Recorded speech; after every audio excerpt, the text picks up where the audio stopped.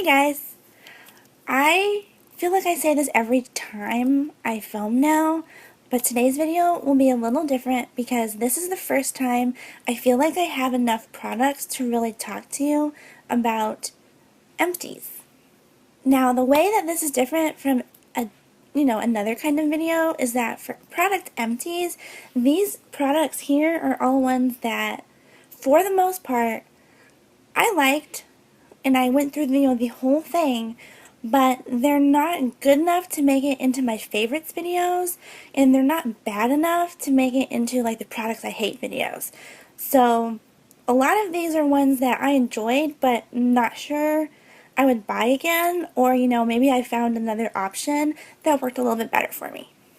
Okay, so I guess let's jump right in to some of these products. Now, the first one is one I've debated about for a long time because I wasn't sure if I really wanted to include it in this, but I definitely am. I've made up my mind.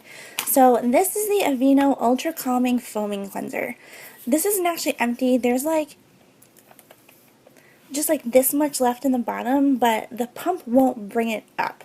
So when I use the pump, all I get is like leftover foam that doesn't do anything for my face. The product itself was really good. It's amazing for sensitive skin, and I normally use two cleansers. So I use one in the morning and I use one at night. I usually use the gentler one in the morning just to kind of wake me up and refresh, and this was the gentler one. It is just, it's great for sensitive skin, or if you're, gets easily irritated, this is awesome. The problem that I had with it was the packaging, though. This pump is literally the worst pump I have ever tried on any product, ever. I have a makeup wipe here so I can kind of show you, in case any of the leftovers come out of this, I can show you how this works. Now, I lost the cap to it a long time ago. I'm pretty sure I honestly just got mad at this and took the cap off and chucked it across the room because it just made me mad. But whenever you try to use this, no matter what way you turn it, it doesn't matter. You'll pump it and then it stays down like this.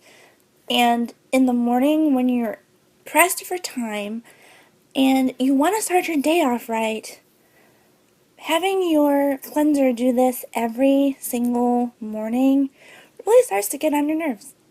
So while your hands are all wet and presumably full of foam, you have to sit here and physically pop it up every time you try to pump. And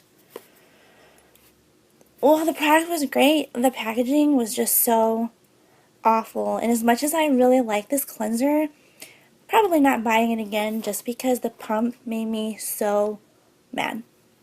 And this next one, I'm not going to spend a lot of time on because you guys, if you've watched my skincare favorites video, if you've watched basically any video where I talk about a moisturizer, I'll link one of them right here in the little eye. You'll know that this is my absolute favorite moisturizer. I just finished this bottle and I only have one spare, so I was really sad and a little worried that I'm not going to have enough to last me until I get more. They only sell it in the UK, so I do have to order it online from normally websites that ship from the UK. For some reason, nobody here has this product in the States. I don't know why. I don't understand what the difference is between this and ones that are here, but whatever. Okay. This is the second bottle that I've gone through, and I still haven't found anything else that I love quite as much as this one. So, hooray for the Bulldog Oil Control Moisturizer. It is literally the only moisturizer I can wear under my makeup that doesn't make it slide around, and it wholly absorbs into my skin.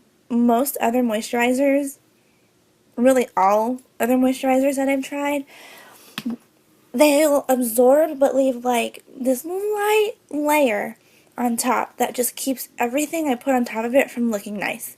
So, high five Bulldog Oil Control Moisturizer. Their whole oil control line is great. This is not sponsored. I just really like this brand. And if it helps anybody else that has oily skin and they have the same problems finding a moisturizer that works under their makeup, I'll know I did something right.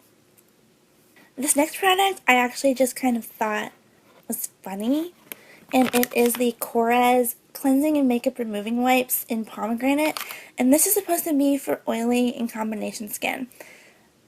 This is kind of like the Aveeno product, where the actual product itself was pretty good. It did exactly what it said. I did feel like it was mattifying, but if I'm taking my makeup off at the end of the day, I don't really need my skin to be that matte. I mean, I'm just going to go to bed. Probably. I'm not going to be out and about, so okay. But the packaging was good, the product was good, but the wipe itself, and this is one of the Sephora wipes. This is not one of these, but I'm using this to kind of give you an idea of what I'm talking about with this. Every time I use one of these, a little later in the day, I'll have wiped my face off with it. And then I always felt like I had cat hair on me. We have a cat. And I was like, man, he's really like getting into my makeup, and I gotta clean better. Why is all this cat hair here? And I was blaming the cat, and it wasn't his fault. It was these. The wipes were really good at getting makeup off. I think these are some of the best ones that I've ever tried, where I didn't have to constantly go over and over and over and under my eyes to get everything off. But they're made with like these little fibers. And sometimes if you rub your face enough with it, some of the little fibers would come off and stick to your face. But you wouldn't notice until they were dry, and you could feel like a little breeze on your face or something, and it was like, dang, I have cat hair on my face. But it was really the wipes. Okay, this product is probably one of my favorites that I've ever tried, and I think I included this in my skincare favorites video as well. This is the Drunk Elephant T.L.C. Framboos Glycolic Night Serum. The only problem I really have with this is the price. I mean, it is an absolutely amazing product, and this is what has really helped my skin be less red and inflamed all the time.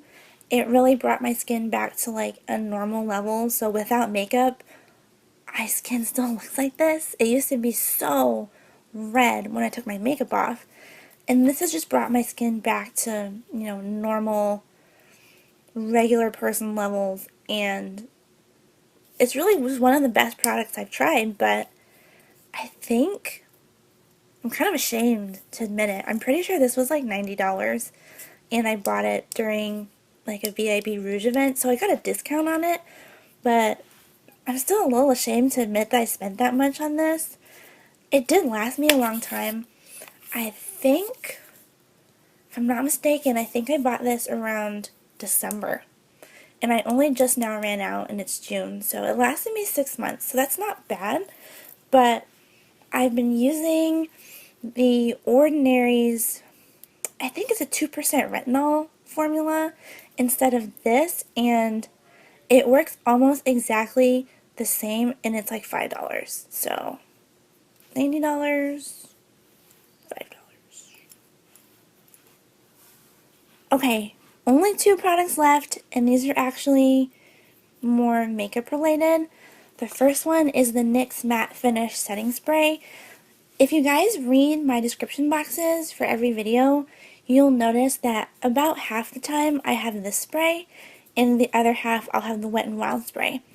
I bought them around the same time and thought, well, there's not that many matte setting sprays, so maybe this NYX one is really good too. Honestly, there's nothing bad about it.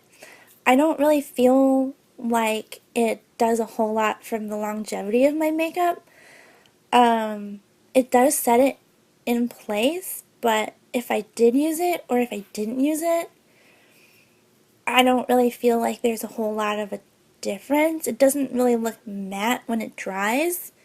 I usually take the powder brush that I use to set my face and just very lightly go over this once it's dried with whatever is remaining on the brush because this doesn't quite set matte.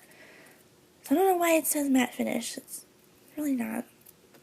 And like I said, I didn't really find anything particularly wrong with it. I just think for the value, it was a little more expensive than the Wet n Wild Photo Focus Setting Spray, and I think that one performs a whole lot better.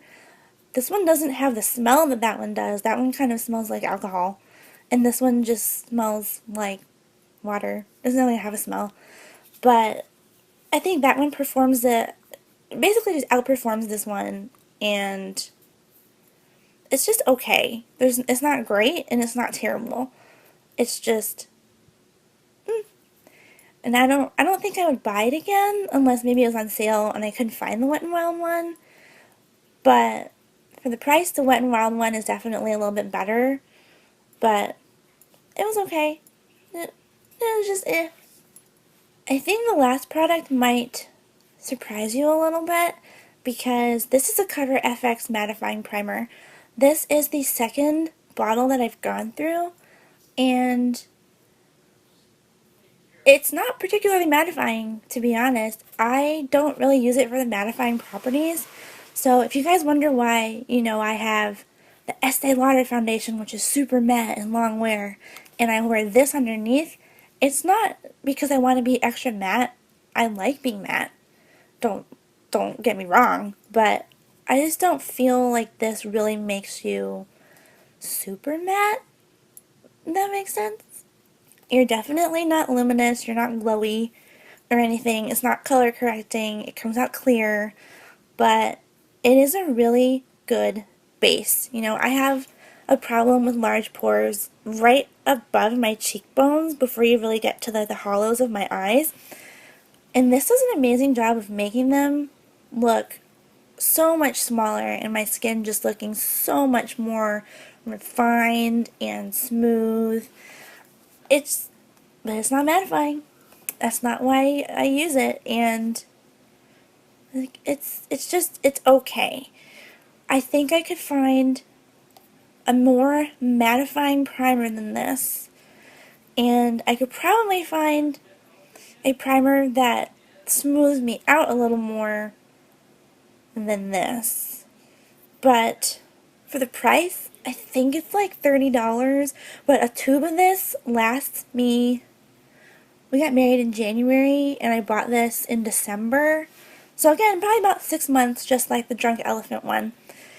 It lasts you a long time, so $30 for 6 months, it's like $5 a month. It's really not that bad.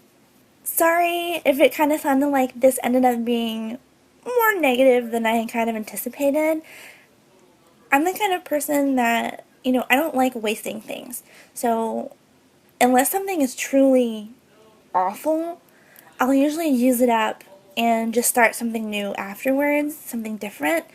And, if I'm being really honest, I don't think there's anything particularly, really inherently wrong with any of these products. There are just little things about them, each one, that I didn't personally like, but I don't think any of them are bad products. And especially the Bulldog Moisturiser, this is like my favorite thing ever. Anyway, so that is a wrap for my first product empties video.